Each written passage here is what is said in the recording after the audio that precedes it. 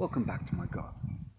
Last week I was talking about the idea of play, and I thought this week it might be interesting to unpack a little what I mean by the word itself, because obviously it can mean lots of different things. Children play, and we play musical instruments. At the moment they are playing tennis at the United States Open in New York. They're not the same thing, not even remotely close. So I think it might be interesting to unpack that a little bit, and also look at a particular moment in our life when the waters divide, so to speak. So if we are talking about children playing, I think amongst other things, two things that characterize that are curiosity and creativity.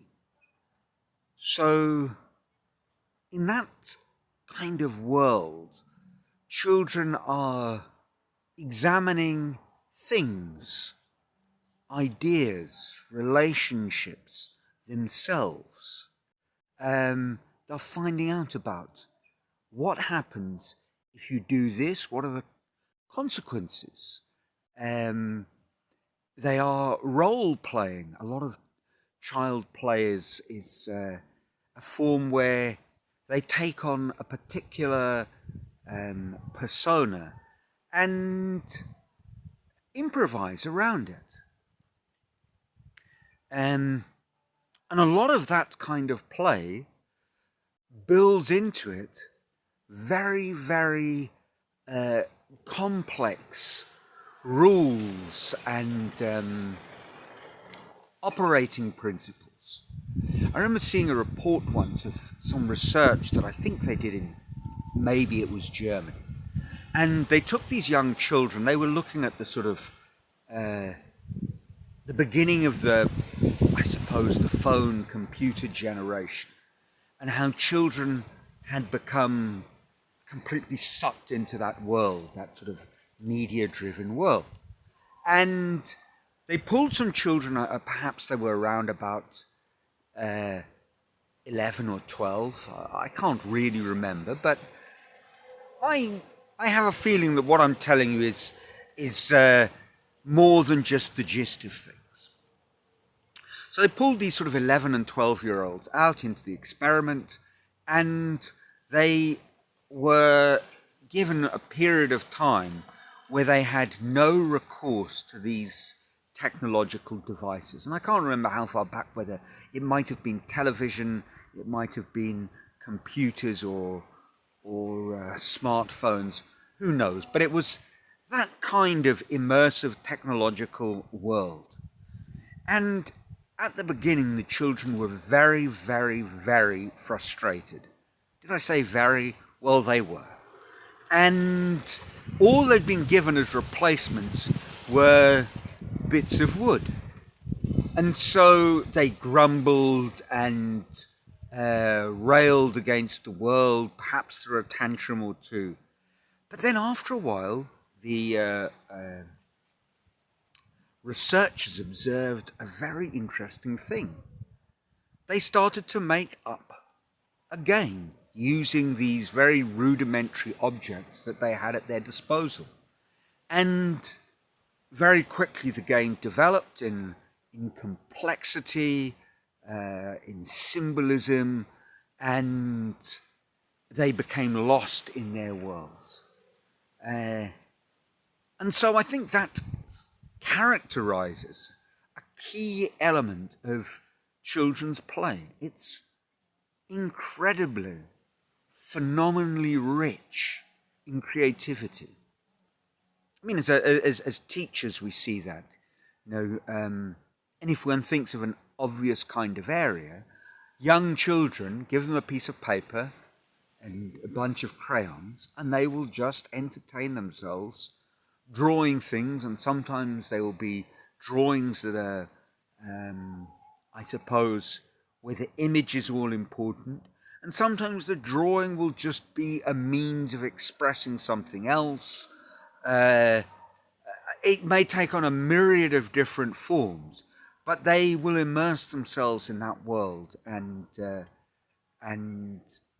be spectacularly independent in the possibilities that they bring into play.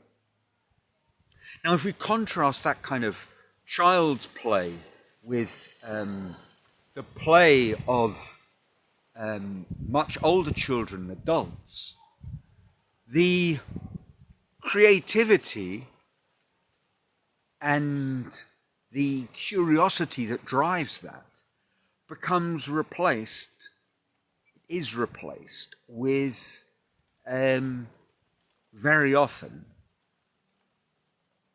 competitiveness and, in essence, a conformity. Even in these kind of imaginary rules, to the extent that there are imaginary worlds with kind of imaginary rules that the participants are making up, the rules become much stricter, and the fluidity of younger children's play is lost, the inventiveness, perhaps.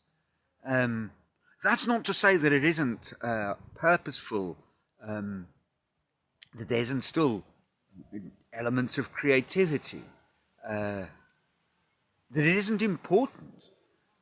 But I do believe, and obviously what I'm saying here is a kind of gut feeling exploration of an idea. I'm basing this on nothing solid. This may all, of course, be complete nonsense.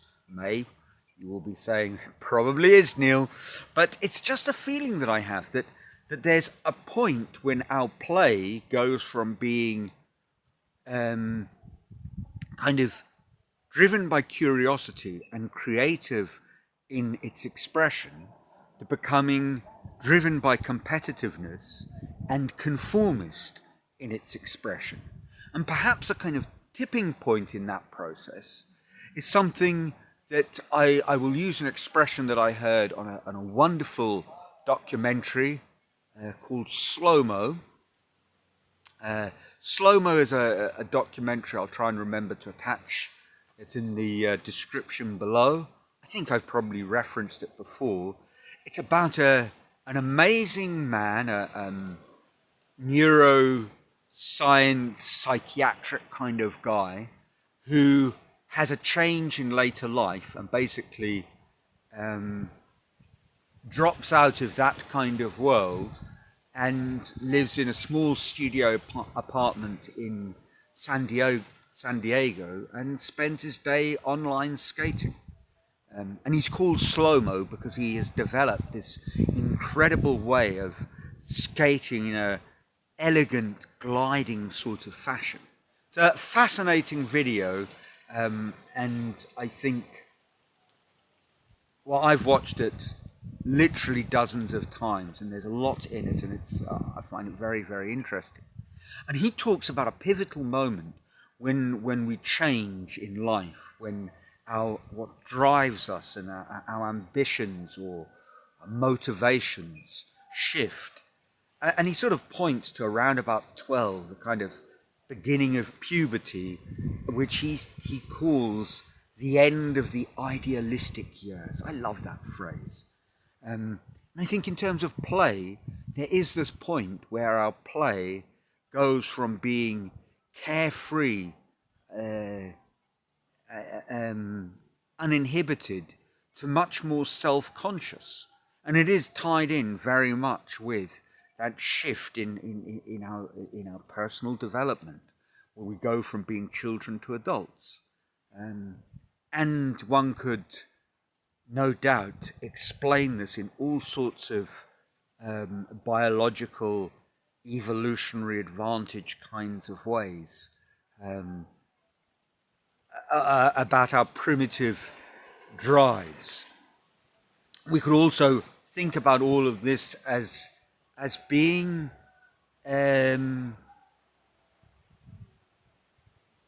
playing as a small child is a kind of natural way of learning, and we observe it in our relatives in the animal kingdom. You know, playing takes place there too. But there's a certain point when the animals go from playing to something altogether more serious. I don't want to say sinister.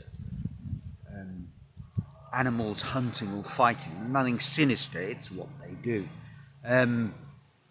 So in that sense, I guess play shifts from being learning focused to becoming performance driven.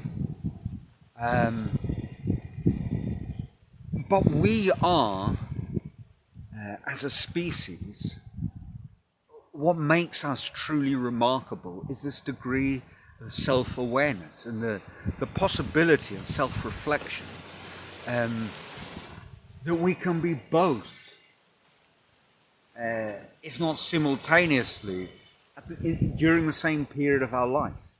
And I suspect that rather like we have when we talk about our sort of mental state and that most wonderful of positive psychology diagrams, the flow state diagram, where you think of us moving through a kind of anxious phase when we're learning a challenging new state and skill, to a moment when we're in a state of flow where our skill and the complexity of the task are perfectly matched and we lose sense of space and time and just become totally immersed in what we're doing.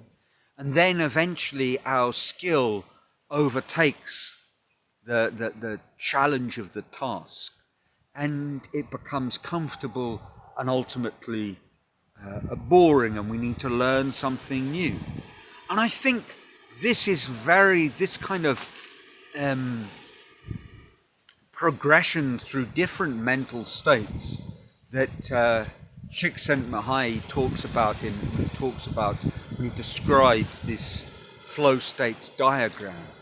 I think a similar thing happens with play, but we want to be adults and all the things attached to that, and consequently, when we start associating play with something a child does and performance, accomplishment being something in the adult world, and we see one as being preparation for another, we're trapping ourselves in a very simplistic and, dare I say it, wrong analysis of, I suppose, the animal kingdom and one way that a situation plays out. And we cut ourselves off from the point that play is an incredibly effective way by which we learn things. So that's not to undervalue the need at certain points in our life to perform, to achieve, to do something that is polished, and to bring home the bacon. But I think if we can start seeing play as not just something from the realm of childhood, and something that if we do it as adults is merely by association with games and it's a sort of leisure activity. If we start seeing it as an essential thing that humans do as part of their learning cycle, well, we might just be onto something, and much better learning and personal development as a result. So that's it for this week. Let me know what you think in the comments below. Trust your lives are filled with joy, Until next week with a bit more musing on the theme of play, it's ciao from a sunny Brazil.